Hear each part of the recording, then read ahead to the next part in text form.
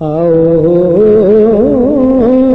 اس رحمت عالم کی کوئی بات کرے۔ الحمدللہ رب العالمین والصلاة والسلام علی حبیبہ محمد وآلہ وصحبہ اجمعین۔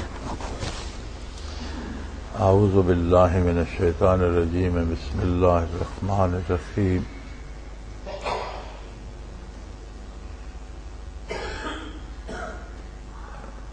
اللہ کریم نے اسلام کو دین فطرت بنایا ہے اور عین مزاج انسانی کی جو ضروریات ہیں، جس طرح سے اس کو اس عالم آب و گل میں سہولت نصیب ہوتی ہے، آسانی ہوتی ہے، بہتر زندگی گزار سکتا ہے، عین وہ اصول اسلام نے عطا فرمائے۔ اسلام کے کسی اصول کا وہ معیشت کے بارے ہو، معاشرت کے بارے ہو، زندگی کے کسی شعبے کے متعلق ہو، ایک ایک اصول کو لے کر اگر آپ تجزیہ کریں گے تو آپ جان جائیں گے کہ انسان کو با-آرام زندگی اور باعزت زندگی گزارنے کے لیے بالکل یہ رویہ اپنانا چاہیے۔ اسلام صرف ماننے کی چیز نہیں ہے، اسلام اپنانے کی چیز ہے۔ ہماری مصیبت یہ ہے کہ ہم مانتے ہیں، اپناتے نہیں۔ اپنا کردار خواہشات نفس کے مطابق رکھتے ہیں، دنیا کی حرص میں گم ہو جاتے ہیں، حلال و حرام کی تمیز نہیں کرتے۔ باطن تو باطن، دل کی بات تو اور مشکل ہے، ہم سے تو ظاہر بھی نہیں رکھا جاتا کہ ظاہراً تو مسلمان نظر آئیں، یہ بھی ہمارے لیے مشکل ہو جاتا ہے۔ ہم ظاہراً بھی کسی نہ کسی غیر قوم کی پیروی کرتے نظر آتے ہیں، لباس میں، حلیے میں، کھانے پینے میں، آداب و عادات میں۔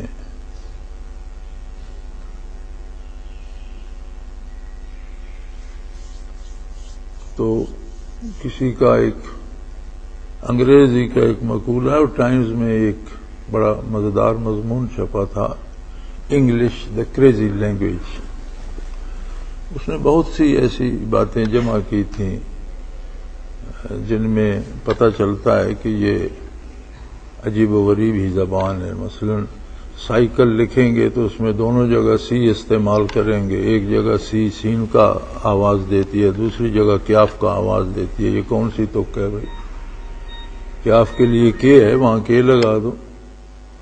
ایف ہے انگریزی میں، لیکن وہ اکثر جگہ پی ایچ سے ایف کی آواز نکالیں گے اور ایف نہیں لکھیں گے۔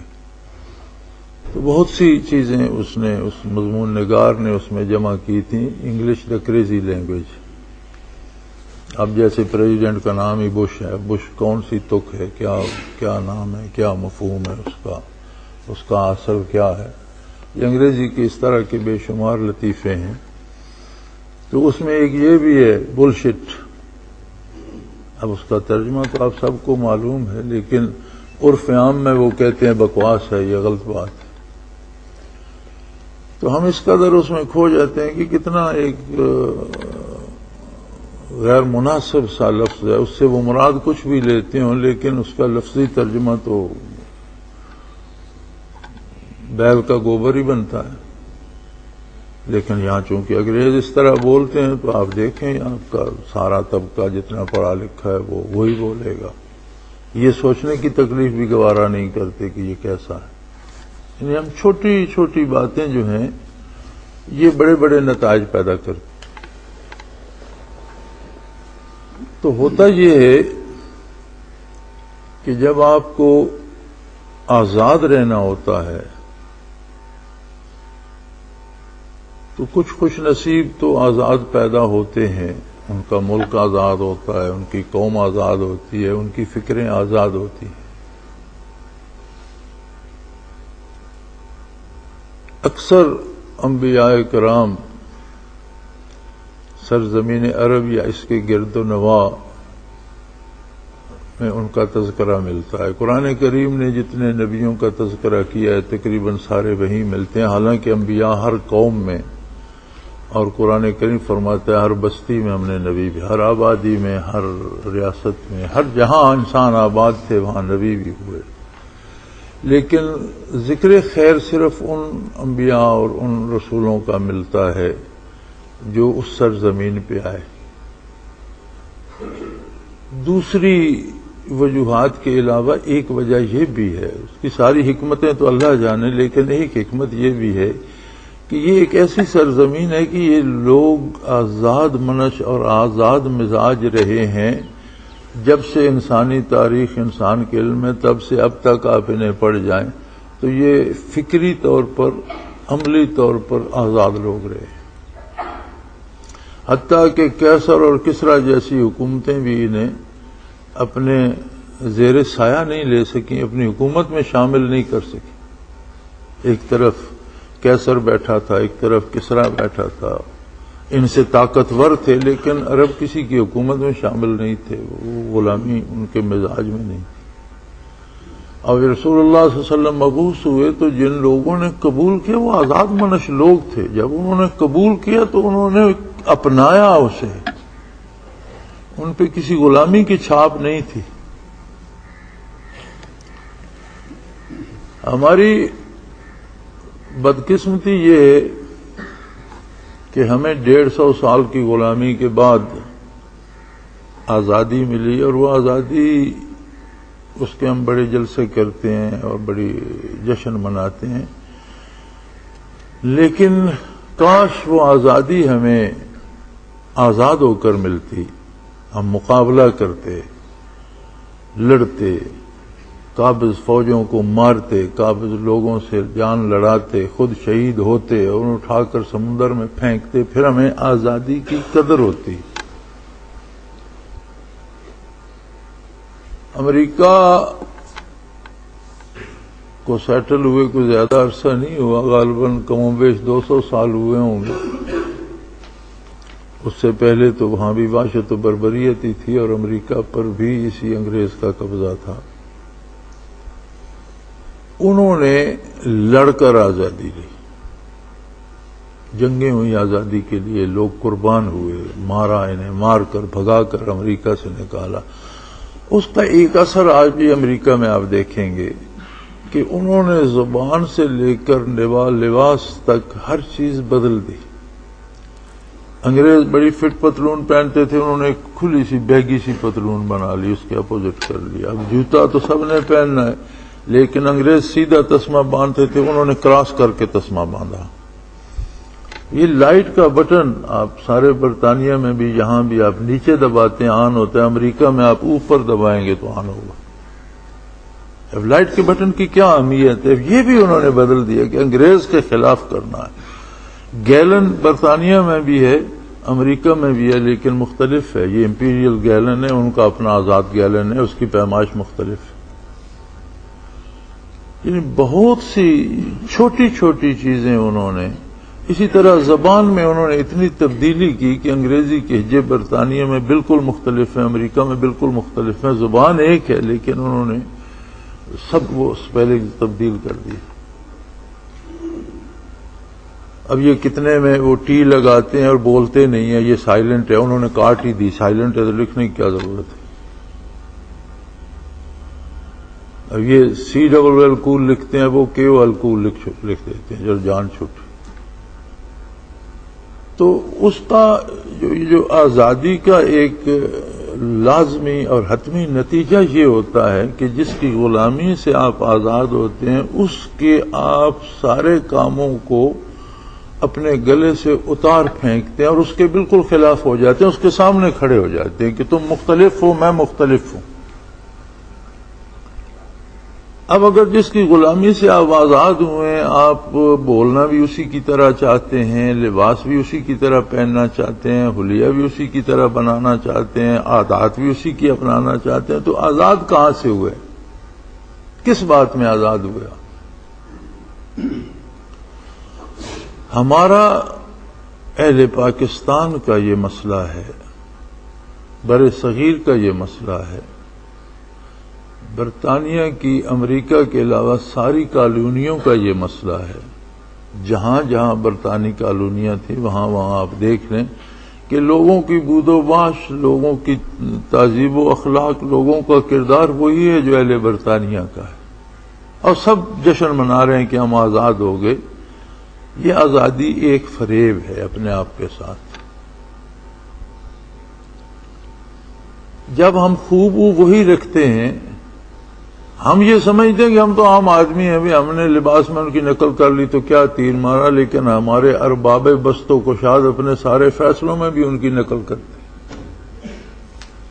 جس طرح ہم گھر میں یا ہوٹل میں یا بازار میں اس طرح سے نظر آنا چاہتے ہیں جس طرح سے انگریزی تہذیب ہے، تو جو لوگ جتنے اوپر جاتے ہیں وہ اتنے زیادہ انگریز بنتے چلے جاتے ہیں، اور جو بالکل ارباب بست و کشاد یا ملک کے سیاہ سفید کے مالک بنتے ہیں، ان کے وہ فیصلے جو ہیں وہ بھی انہی کی نقل میں ہوتے ہیں۔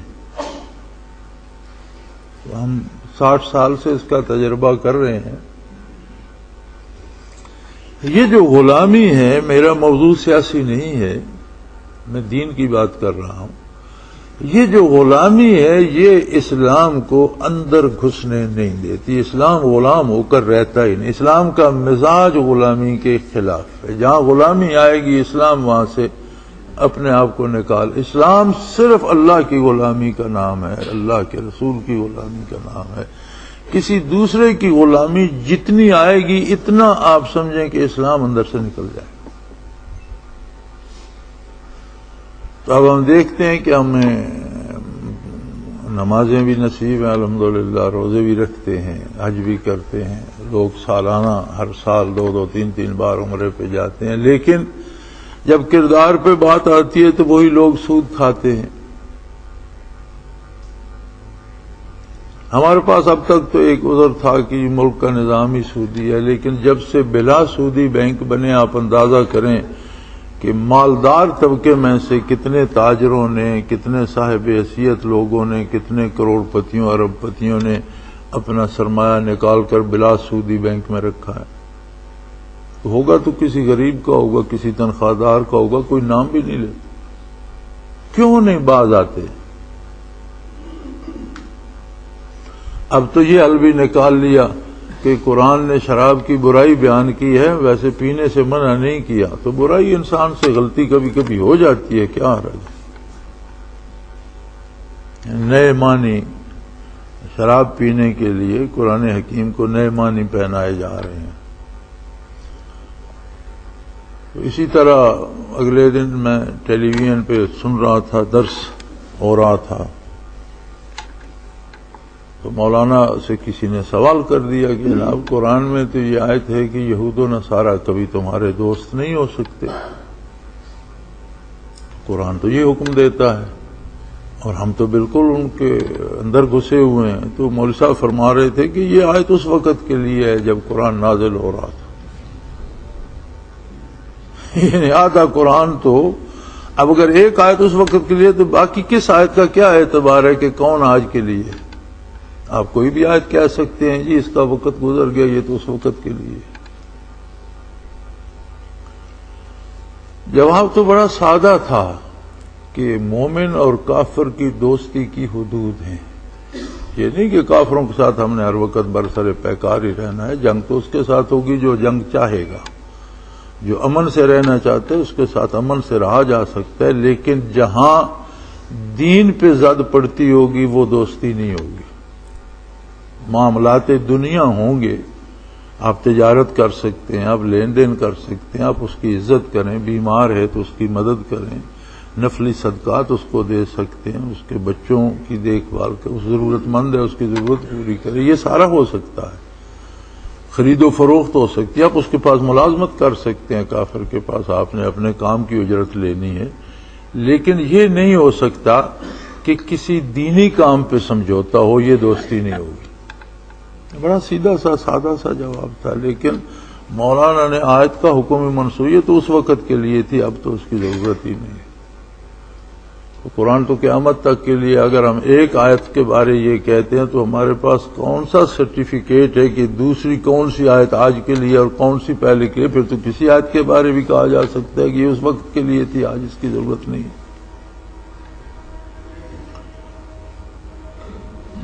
تو ہماری کمزوری یہ ہے کہ ہم سے اگر غلامی چلی بھی گئی تو ہوئے غلامی نہیں گئی۔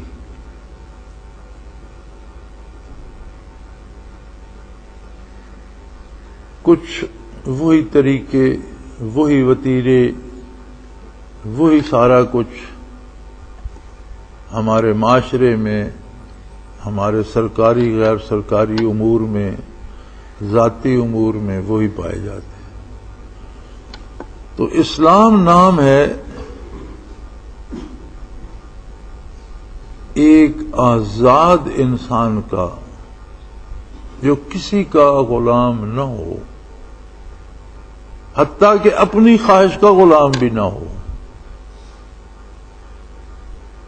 اپنے نفس سے بھی آزاد ہو،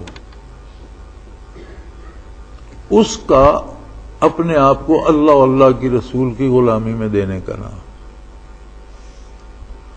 یعنی اسلام ایسا نہیں ہے کہ آپ کسی بھی چیز پر ایک کوڑے کا ڈھیر ہے اس پر سبز چادر رکھ دیں، یا ایک گندمن سے بھرا ہوا ڈرم ہے کوڑے کرکٹ سے اور اس پر سبز رنگ کر دیں تو اسلام ہو گیا۔ اسلام کو صرف سبز رنگ نہیں ہے، اسلام نہایت اندر سے لے کر باہر تک سارے کو ایک رنگ میں دیکھنا چاہتا ہے۔ اسی لیے اسلام کی بنیادی نفی پر ہے۔ دنیا کے سارے فلسفے ایجاب سے شروع ہوتے ہیں کہ میں یہ فلسفی قبول کرتا ہوں۔ اسلام ایجاب سے شروع نہیں ہوتا، نفی سے شروع ہوتا ہے۔ اسلام کہتا ہے پہلے ہر فکر، ہر فلسفہ حیات کا انکار کر دے، کہہ دے لا الہ، کوئی بھی عبادت کے لائق نہیں، کوئی ہے ہی نہیں میں جس کے سامنے سر جھکاؤں۔ جب ہر طرف سے آزاد ہو جائے گا، اب کیا ہے کہ سوائے اللہ کے الا اللہ، مگر اللہ ایک ایسا ہے جس کے سامنے جو، تو ساری کائنات کی غلامی سے، ہر خواہش کی غلامی سے، ہر فرد کی غلامی سے، ہر رواج کی غلامی سے آزاد ہو کر اللہ کے روبرو ہونے کا نام اسلام ہے۔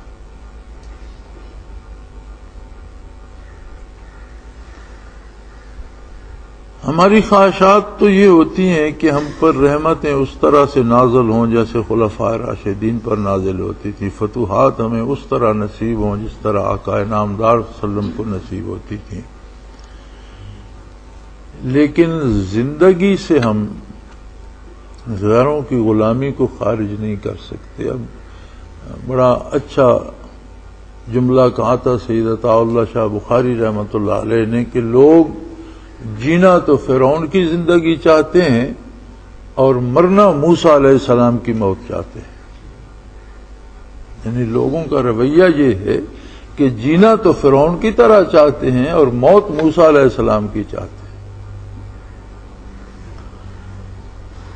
تو اسلام نام ہے ہر فکر، ہر کردار، ہر بڑے، ہر معبود باطل کی غلامی سے آزاد ہو کر صرف اللہ اللہ کے رسول کی غلامی میں آ جانے۔ اب اس فلسفے کو، اس فلسفے کو، اس کیفیت کو اپنے آپ میں اتارنے کے لیے جو فن ہے اسے تصوف کہتے ہیں۔ تصوف کو شریعت سے الگ فن نہیں ہے۔ تصوف ایک ایسا طریقہ ہے کہ جو برکات نبوت کو براہ راست قلب اطہر رسول اللہ صلی اللہ علیہ وسلم سے حاصل کرتا ہے، اور وہ ہر غلامی سے، ہر فکر سے، ہر بڑے سے، ہر برائی سے، ہر عیب سے ایک آزاد انسان بن جاتا ہے اور ہر طرح سے آزاد ہو کر صرف اللہ اور اللہ کے رسول کی غلامی پہ آ جاتا ہے۔ چھوٹا کام کرتا ہے تو بھی اللہ کی عبادت کرتا ہے، بڑا کام کرتا ہے تو بھی اللہ کی عبادت، کسی سے دوستی کرتا ہے تو عبادت شمار ہوتی ہے، کسی سے دشمنی کرتا ہے تو عبادت شمار ہوتی ہے، کہیں سر کاٹتا ہے تو عبادت شمار ہوتی ہے، کہیں سر کٹاتا ہے تو عبادت شمار ہوتی ہے۔ اپنی بڑائی یا خود کو مسلط کرنے کے لیے لوگوں کے سر کاٹنا ظلم ہے، اپنی بڑائی کی تلاش یا دولت کی تلاش یا اپنے خواہشات نفس کی پیروی کرتے ہوئے مارے جانا بھی ظلم ہے، مارنا بھی ظلم ہے۔ جب بندہ ایک آزاد منش ہو کر اطاعت الہی اور اطاعت پیغمبر صلی اللہ علیہ وسلم میں آتا ہے تو پھر فیصلے اس کے نہیں ہوتے، پھر فیصلے اللہ و اللہ کے رسول کے ہوتے ہیں، اور ہر فیصلہ نیکی ہوتا ہے، ہر فیصلہ عبادت ہوتا ہے، ہر فیصلہ بڑائی ہوتا ہے۔ ہوئے غلامی کا ایک رد عمل ہوتا ہے، یہ بڑی قیمتی بات ہے، اور یہ ہمارے دانشوروں کی قلم سے نہیں نکلتی، لیکن یہ حقیقت ہے۔ ہوئے غلامی کا ایک رد عمل ہوتا ہے کہ آدمی اپنے سے کمزوروں کا آقا بننا چاہتا ہے۔ انسان کی فطرت ہے کہ ہر عمل کا ایک رد عمل آتا ہے۔ غلامی کا رد عمل یہ ہوتا ہے، آپ غلاموں کو، ملازموں کو آپ دیکھیں، آپ کے پاس ملازم ہوں گے، ایک ملازم دوسروں پر اپنے آپ کو بڑا بنانا چاہتا ہے، خود ملازم ہے لیکن آپ کے جو دوسرے ملازم ہیں ان میں وہ نمبردار بننا چاہتا ہے۔ کسی ایک کو ان پہ نمبردار بنا دیں تو انہیں سارا دن بھگائے رکھے گا، یہ کرو وہ کرو، یہ کرو وہ کرو، یعنی اپنی آقائیت وہاں وہ دکھانا چاہتا ہے۔ غلام ہوتے ہوئے خود آقا بننا چاہتا ہے، یہ انسان کا مزاج ہے۔ یہ جو ہوئے غلامی ہے یہ ہمیں اپنی آنا میں گرفتار کر دیتی ہے، اور ہم غلام ہوتے ہوئے دوسروں کو اپنا غلام کرنے کی کوشش میں اطاعت الہی سے اور اتباع دین سے نکل جاتے ہیں۔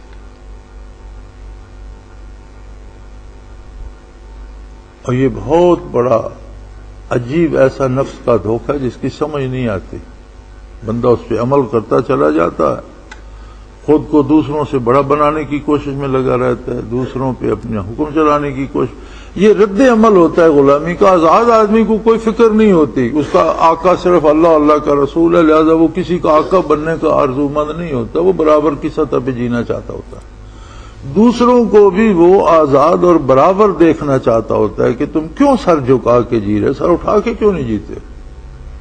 اسے سر جھکا کے جینے والے لوگ پسند نہیں آتے، لیکن غلامی کا رد عمل یہ ہوتا ہے کہ وہ جھکے ہوئے سروں کو دیکھنا چاہتا ہے کہ ہر سر میرے سامنے جھکا ہوا ہونا چاہیے۔ تو یہ سب کچھ میں اس لیے عرض کر رہا ہوں کہ ہمارا یہ آنا جانا، یہ مل بیٹھنا، اب دیکھیں ایسا ہوتا ہے کہ دودھ دوا بھی ہے، غذا بھی ہے، لیکن بعض ایسے مزاج بگڑ جاتے ہیں کہ دودھ پینے سے بیمار ہو جاتے ہیں، دودھ پینے سے مر جاتے ہیں، حالانکہ دودھ دوا بھی ہے، دودھ غذا بھی ہے۔ تصوف حیات ہے، آب حیات ہے، لیکن لوگ اس آب حیات سے بھی مر جاتے ہیں۔ وہ جو خوئے غلامی آ رہی ہوتی ہے اس کا رد عمل یہ ہوتا ہے کہ کہیں اپنے آپ کو بڑا ظاہر کریں، پھر اور کہیں نہ صحیح تو چلو چار صوفیوں میں ہی خود نمبردار بن جائیں، کہیں تو اس غلامی کا رد عمل ہم نکالیں، میں تم سے بہت بہتر ہوں۔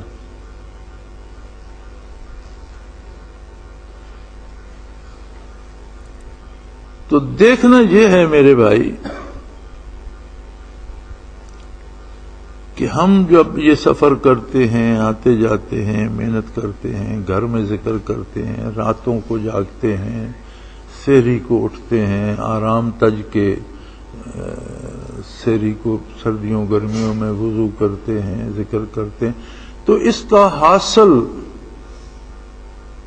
دیکھنا ہے کہ میرا مزاج کتنا آزاد ہے اور میں غیر اللہ کی غلامی سے کتنا چھوٹ چکا ہوں، یا کم از کم اپنے نفس کی غلامی سے تو اپنی جان چھڑا لوں۔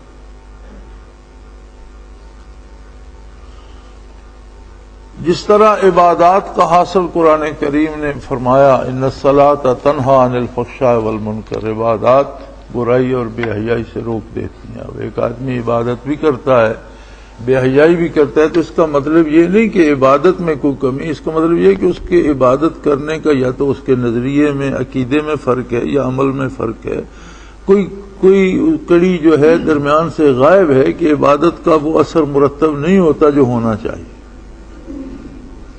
کوئی دوا آپ کھاتے ہیں وہ 4 5 6 چیزوں کا مرکب ہے، اس میں ایک چیز نہیں ہے تو وہ فائدہ نہیں دے گی جو اسے دینا چاہیے۔ ان کی مقدار میں 6 کی 6 چیزیں موجود ہیں، لیکن جو نسخے کی مقدار ہے اس مقدار میں کمی بیشی کر دیں تو شاید فائدے کی بجائے نقصان دے۔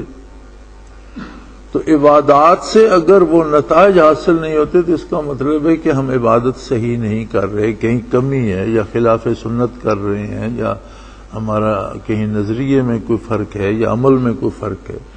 اسی طرح سے اگر اللہ اللہ کرنے سے بھی مزاج میں وہ آزادی نہیں آتی، خوئے غلامی نہیں جاتی، تو پھر ہمیں یہ سوچنا ہوگا کہ کہیں میرے ارادے میں، نیت میں اللہ کی رضا کے لیے کر رہا ہوں یا خود کو دوسروں پر بڑا ثابت کرنے کے لیے کر رہا ہوں۔ اگر نظریہ ہی غلط ہے تو نتائج کیا نکلیں گے؟ حصول کمالات کے لیے کر رہا ہوں یا اصلاح احوال کے لیے کر رہا ہوں؟ اب بات تو ایک ہی ہے۔ ایک شخص کے دل میں یہ خیال ہے کہ میں کروں گا تو میں بڑا صاحب کمال بن جاؤں گا، لوگوں پر میرا بڑی چھا جاؤں گا، لوگوں پر لوگ میرے سامنے جھک جائیں گے۔ اب یہ نظریہ ہی باطل ہو گیا، اب اس کے بعد وہ جو کچھ کرتا رہے فائدہ تو نہیں ہوگا۔ ایک فکر یہ ہے کہ میں انسان ہوں، غلطیوں کا پتلا ہوں، اتنی عمر تھوڑی ہے، گناہ زیادہ کر لیے ہیں، تو میں یہ نفس کی غلامی سے اور غیروں کی غلامی سے آزاد ہو جاؤں، صرف اللہ کے رسول کا، اللہ کے حبیب صلی اللہ علیہ وسلم کا غلام بن جاؤں اور میری زندگی سدھر جائے، اس طرح سدھرے کہ اگلے گناہ بھی اللہ اپنی رحمت سے معاف فرما دے، آئندہ گناہوں سے محفوظ فرما لے، یقیناً نتائج پیدا ہوں۔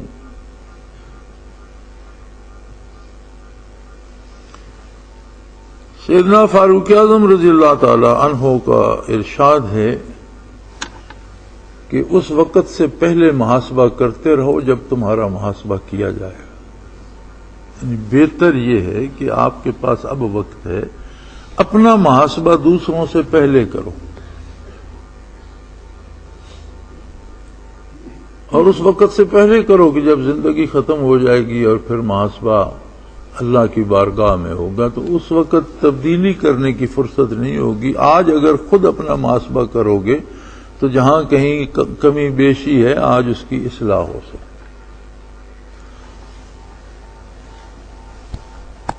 عرب آزاد منش انسان تھے، انہوں نے اسلام کو اس طرح اپنایا کہ جب نبی کریم صلی اللہ علیہ وسلم میدان بدر میں اپنے خدام کو لے کر بارگاہ الہی میں پہنچے، صفیں بنوائیں اور دعا کے لیے ہاتھ اٹھائے تو فرمایا، اے اللہ میں سارے کا سارا اسلام لے آیا ہوں۔ یہ نہیں فرمایا میں سارے مسلمان لے آیا ہوں، میں سارے کا سارا اسلام لے آیا ہوں۔ اب حضور اکرم صلی اللہ علیہ وسلم کی زبان حق ترجمان سے جو صادر ہوتا ہے وہ حق ہوتا ہے، وہ محض تمثیل نہیں ہوتی،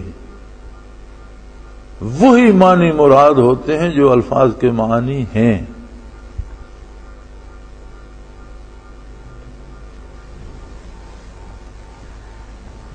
اللہ کریم ہمیں ہدایت نصیب فرمائے۔ ہمارے حضرات نے بھی ہر جگہ چور دروازے رکھے ہوئے ہیں۔ لاہور میں ایک مباحثہ تھا، میں بھی اس میں تھا، بہت سے اخباری حضرات تھے، تو ایک اخباری نمائندے نے یہ سوال کر دیا کہ عہد نبوت میں جو جہاد ہوئے تو جن جنگوں میں خود نبی کریم صلی اللہ علیہ وسلم نے بنفس نفیس شرکت فرمائی انہیں غزوات کہا جاتا ہے. جن میں کمان تو حضور کے ہاتھ میں تھی لیکن بنفس نفیس تشریف نہیں لے گئے، کسی دوسرے کو امیر بنا کر لشکر کا بھیجا، اسے سریہ کہا جاتا ہے، غزوہ نہیں کہا جاتا. لہذا غزوات و سرایا کی الگ تاریخ ہے. تو یہ جو پتہ نہیں کب ہوگا، سرزمین ہند پہ ہوگا، بر صغیر پہ جہاد ہوگا، اسے حدیث شریف میں غزوۃ الہند کہا گیا ہے. اسے غزوہ کیوں کہا گیا؟ بہت بڑے حضرت اب بھی ٹیلی ویژن پہ اکثر ہوتے ہیں، وہ فرمانے لگے کہ اس زمانے کا رواج تھا، عمومی بھی جنگ کو لوگ غزوہ کہہ دیتے تھے، حضور نے رسمن کہہ دیا. مجھے اچھا نہیں لگا، میں نے فوراً ٹوک دیا کہ جی نہیں، ایسا ممکن نہیں ہے. قادیانیوں کا ایک مقدمہ دائر ہوا تھا ریاست بہاولپور میں انگریز کی عملداری میں 1920 کے لگ بھگ. ایک خاتون نے مقدمہ کیا تھا عدالت میں کہ میرا شوہر نکاح کے بعد اور رخصتی سے پہلے قادیانی ہو گیا ہے اور یہ مرتد ہے، میں اب اس کے ساتھ اپنی رخصتی نہیں چاہتی، بلکہ یہ فیصلہ دے عدالت کہ میرا نکاح ہی باطل ہو گیا، یہ غیر مسلم ہے. بہت مشہور ہوا مقدمہ بہاولپور، پھر اس کی ساری رویداد بعد میں لکھی گئی. میں نے بھی یہ کوشش کی ہے کہ وہ 5 جلدوں میں اتنی بڑی بڑی اس کی ہے ساری رویداد، تو ایک اس کی تلخیص ساتھیوں نے محنت کر کے بنائی تھی. ہم نے کوشش کی تھی کہ اس کا ایک چھوٹا سا ملخص بنا دیا جائے جسے عام مسلمان پڑھ سکے. تو لائبریری میں ہوگی شاید، یہ ساتھیوں کو ملتی رہی، اب ہے یا نہیں. مقدمہ بہاولپور. تو اس میں پھر بڑا بحث مباحثہ چلا، قادیانیوں کے بھی چوٹی کے مولوی جمع ہوئے اور علماء حق بھی بڑے بڑے علماء جمع ہوئے. انگریز مجسٹریٹ ہوتے تھے، پھر ایک مسلمان جج تھا، اس کے پاس آ گیا مقدمہ بہاولپور میں. تو تاریخی طور پر اس میں ملکہ برطانیہ نے بھی مداخلت کی کہ یہ مقدمہ خارج کر دیا جائے، لیکن امیر بہاولپور نے ہمت کی اور ان کا نہیں، یہ فیصلہ ہونا چاہیے اور یہ ہوگا. چنانچہ وہ بڑا عرصہ چلتا رہا. وہ قادیانی مر گیا، اس کے بعد فیصلہ ہوا، لیکن عدالت نے اسے غیر مسلم قرار دے کر اس کا نکاح باطل قرار دیا. تو اس مقدمے میں علماء عدالت میں تھے اور بحث یہ چل رہی تھی. مسلمان عالم نے اعتراض کیا قادیانیوں پر کہ مرزا قادیانی نے انگریزی رواج کی پیروی کی ہے اور ساتھ دعوی نبوت اور رسالت بھی ہے، اور نبی اور رسول دوسروں کا پیروکار نہیں ہوتا بلکہ وہ خود ایک راستہ متعین کرتا ہے، لوگ اس کے پیروکار بنتے ہیں. قادیانیوں کے ایک مولوی ہوتے تھے، شمس نام تھا ان کا. پڑھے ہوئے تو وہ دیوبند کے تھے، بعد میں مرتد ہو گئے. چونکہ پڑھے لکھے آدمی تھے تو وہ بڑے چوٹی کے مولوی تھے، تو انہوں نے اعتراض کیا کہ نبی کریم صلی اللہ علیہ وسلم نے بھی رواج کی پیروی کی ہے کہ حضور کے پاس ایک قاصد آیا، سفیر آیا، قاصد آیا کسی ملک کا، اور نبی کریم اس پر بڑے خفا ہوئے اس کی بات سن کر، اور فرمایا کہ قاصدوں کو، سفیروں کو قتل نہیں کیا جاتا ورنہ میں تجھے قتل کرا دیتا. تو یہ چونکہ پہلے سے رواج تھا لہذا حضور نے بھی رواج کی پیروی. سید انور شاہ کشمیری رحمۃ اللہ تعالی علیہ وہاں موجود تھے، وہ اٹھ کر کھڑے ہو گئے. انہوں نے فرمایا محمد الرسول اللہ صلی اللہ علیہ وسلم اللہ کے آخری نبی اور برحق رسول ہیں. رواج تب تک تھا جب تک لوگوں میں تھا، جب حضور نے فرمایا تو وہ شرعی قانون بن گیا. تمہارا نبی ذلی اور بروزی نبوت کا دعوے دار ہے، یہ خود اس بات کا دعویٰ کرتا ہے کہ میں ذلی نبی ہوں، بروزی نبی ہوں. یہ تو مستقل نبی بھی نہیں ہے، اس میں وہ قوت نہیں ہے کہ یہ رواج کو اپنائے اور وہ قانون بن جائے اس کے دعوے کے مطابق. لیکن محمد الرسول اللہ اللہ کے آخری نبی تھے، اور جو کچھ آپ نے کہہ دیا وہ اگر پہلے کے مطابق ہے تو پہلے رواج تھا، حضور نے فرما دیا تو وہ شرعی قانون بن گیا. تو میں نے عرض کی کہ حضرت جب حضور نے کوئی پہلے سے رواج تھا بھی اور حضور نے ویسا فرمایا تو وہ تو شریعت بن گئی، وہ تو قانون بن گیا، رواج تو نہیں رہا۔ یہ تو آپ زیادتی کر رہے ہیں کہ رواج تھا، لڑائی کو غزوہ کہتے تھے تو حضور نے غزوہ کہہ دیا۔ حضور کا فرمانا رواج نہیں ہے، برحق ہے۔ یہ بات یقینی طور پر سمجھ میں آتی ہے کہ جب نبی کریم صلی اللہ علیہ وسلم نے خود اسے غزوہ فرمایا جو مقابلہ بر صغیر میں ہوگا کفر و اسلام کا، تو اس کا معنی یہ ہے کہ حضور کی توجہ تام اس غزوے کو نصیب ہوگی، گویا خود حضور اس میں بنفس نفیس شریک ہے، جس میں حضور بنفس نفیس شرکت فرماتے تھے۔ جو توجہ اس جہاد کو، اس جنگ کو ملتی تھی، وہ توجہ نبی کریم صلی اللہ علیہ وسلم سے غزوۃ الہند کو نصیب ہو۔ خیر اس پہ وہ بڑے خفا بھی ہوئے، اٹھ کر جانے لگے، میں نے پکڑ کر بٹھایا، جی میری لڑائی ہو جائے گی۔ میں نے کہا آپ اکیلے لڑتے رہیں گے، ہم تو آپ سے لڑیں گے نہیں، بات سچی ضرور کریں گے، اس پہ آپ خفا ہوں یا نہ۔ تو نہیں میں جاتا ہوں، میری لڑائی ہوئی۔ میں نے کہا جی لڑائی تو دو طرف سے ہوتی ہے، تو ہم تو آپ سے لڑیں گے نہیں، تو آپ اکیلے کس سے لڑیں گے، آپ بیٹھے رہیں۔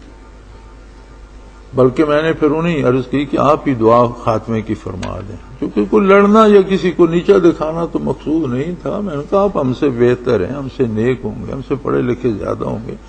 اب ایک بات میں آپ ٹھوکر کھا رہے ہیں تو اس کی نشاندہی کرنا تو فرض ہے، اس سے آپ کا مقابلہ فرض نہیں ہے کہ ہم آپ کا مقابلہ کر رہے ہیں یا آپ کو نیچا دکھانا مقصد نہیں۔ تو میں عرض یہ کر رہا تھا کہ دیکھنا ہمیں یہ ہے کہ وہ کیفیت جو نبی کریم صلی اللہ علیہ وسلم چاہتے ہیں، وہ کیفیت جس کا مطالبہ اللہ کریم کرتا ہے، وہ کیفیت جس کا مقابلہ اسلام کرتا ہے، ہم میں کتنی آئی ہے۔ اگر تو وہ کیفیت کا کوئی شائبہ نصیب ہے تو سارے مقامات ہیں، کیونکہ سب سے بڑا مقام ہی بندگی ہے کہ ہر طرف سے آزاد ہو کر صرف اللہ کی غلامی کی جائے۔ اور بندگی کو اللہ نے عظمت رسالت کی شان ارشاد فرمایا، عبدہ و رسولہ۔ عبدہ صرف اللہ کا بندہ ہے، عبدہ ایک اللہ کا بندہ اور کسی کا بندہ نہیں۔ میرا نبی میرا رسول ہے اور اس سے پہلے وہ صرف میرا بندہ ہے۔ عبدہ، عبد دیگر، عبدہ چیزیں دیگر۔ اب تو سارے ہیں، بندے تو سارے ہیں، عبدہ کی شان ہی الگ ہے۔ اور یہی چیز مطلوب ہے مومن سے کہ وہ صرف اللہ کا غلام ہو جائے، اللہ کا بندہ بن جائے، نبی کریم صلی اللہ علیہ وسلم کا غلام ہو جائے۔ اسلام اب ہم خود دیکھ سکتے ہیں کہ ہمارے اندر کتنا اسلام ہے اور کتنا ہونا چاہیے۔ یہ کوئی اتنی بڑی فلسفی نہیں ہے اور اتنی بڑی جمع تفریق نہیں ہے جس کے لیے کمپیوٹر چاہیے ہو۔ ہمیں اپنے مزاج کا، اپنی عادات کا، اپنے اطوار کا بھی پتہ ہے، اپنے کردار کا بھی پتہ ہے، اور دین حنیف بھی ہمارے سامنے ہے۔ تو میرے بھائی اللہ سب کی محنت برابر کرے، سب کو قبول فرمائے، حاضر و غائب سب کو قبول فرمائے، لیکن کوشش یہ کریں، اپنا تجزیہ اس طرح سے کریں کہ اس آنے جانے، اس محنت سے کیا تبدیلی مجھ میں آ رہی، میری فکر میں، میرے کردار میں۔ کردار فکر سے ڈھلتا ہے، سوچ سے کردار بنتا ہے، ارادوں سے عمل کی توفیق ہوتی ہے۔ تو ان ارادوں میں، خواہشات میں، قلب میں جہاں خواہشات بنتی ہیں، کتنی تبدیلی آ رہی ہے، میں کتنا آزاد ہوں۔ جشن آزادی منانے سے کوئی آزاد نہیں ہوتا، ہم تو ڈھول باجے بجا کر اب جشن آزادی منا کر آزاد ہو جاتے ہیں نا۔ ڈھول باجے بجانے سے بندہ آزاد نہیں ہوتا، آزادی کی شان ہی الگ ہے، اور آزاد لوگ آزاد ہی ہوتے ہیں۔ کیسے عجیب لوگ! آزادی کا مزہ ہی الگ ہے. نہ موسموں کی گرمی سردی پریشان کرتی ہے، نہ دشمنوں کی دہشت دل پہ آتی ہے، نہ دوستوں سے کوئی فضول توقع باندھی جاتی ہے. آزادی چیز ہی الگ ہے، فضا ہی اور ہے اس کی. اللہ کے سوا کسی کو کچھ سمجھتا ہی نہیں، نبی کے سوا کسی کی سنتا ہی نہیں، اور کسی کی سنتا ہے تو نبی کے حوالے سے. یہ میرے نبی کا ارشاد ہے.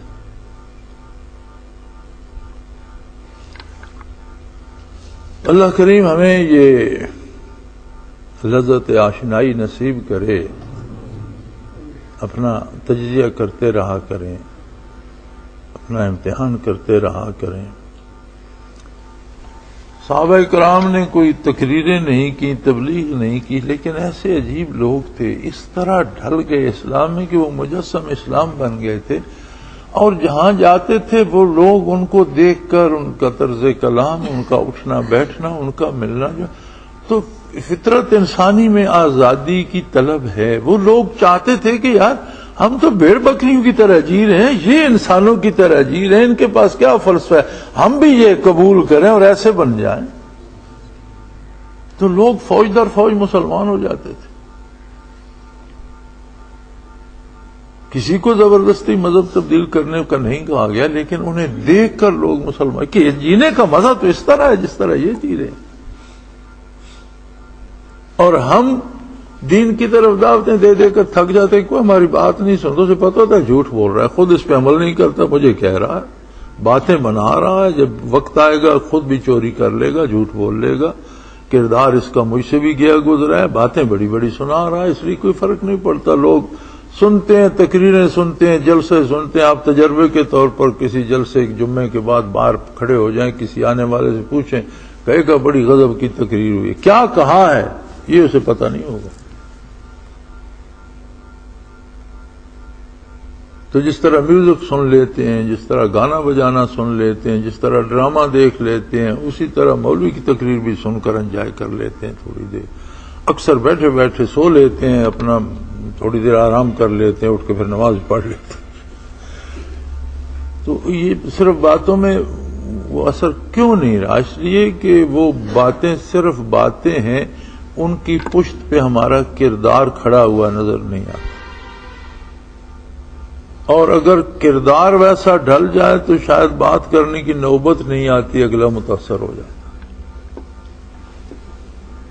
تو یہ محاسبہ ساتھ ساتھ جاری رکھیں. اللہ کریم اس کی توفیق عطا فرمائے، اپنے ہر بندے کو اپنی یاد کی توفیق بخشے، مسلمانوں کو اپنی یاد کی توفیق ارزاں کرے، اور اسلامی ماحول، اسلامی زندگی، اسلامی معاشرہ عطا کرے، امن و امان نصیب کرے، اور ہر ایک کی دکھ اور تکلیف دور فرمائے. وآخر دعوانا الحمدللہ رب العالمین. اس رحمت عالم کی کوئی بات